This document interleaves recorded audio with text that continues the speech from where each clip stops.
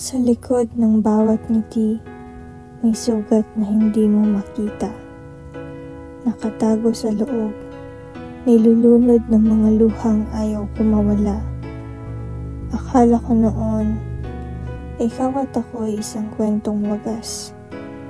Pero bakit sa dulo, ako lang ang naiwan sa wasak na bukas?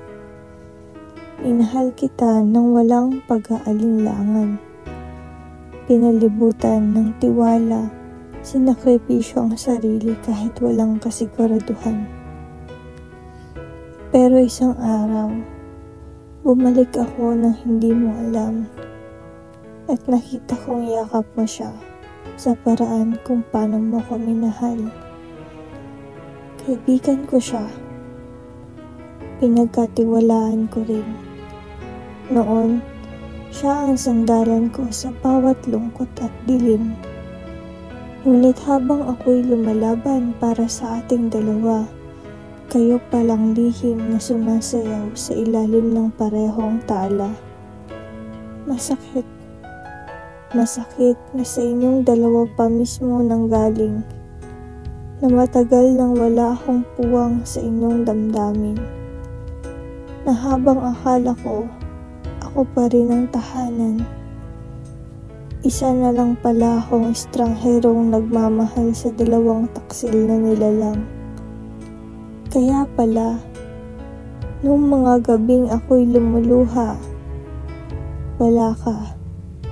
Wala kang sagot sa bawat tanong kung tila walang halaga. At siya, ang kaibigang tinuring kong kapatid. Sino ang mag-aakalang sa huli, siya ang magiging salarin? Anong pagkukulang ko? Ano bang dapat kong gawin? May mali ba akong hindi ko nakita o talagang wala kang kayang panindigan? Ginawa ko ang lahat. Ibinigay ko ang mundo.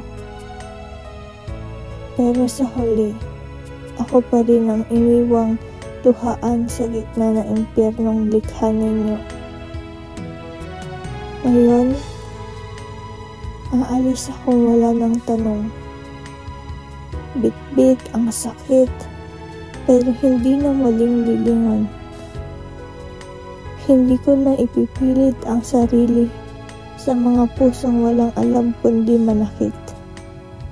Dahil minsan, ang tunay na pag-ibig ay ang kakayahang bumitaw ng may dignidad at galit.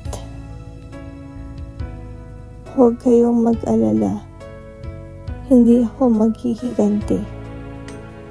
Dahil alam kong ang karma ay may sariling paraang dumating sa tamang sandali. At balang araw, kapag kayo naman ang lumuluha sa sakit, ako naman ang tatawa, hindi dahil masaya, kundi dahil sa wakas, malaya na.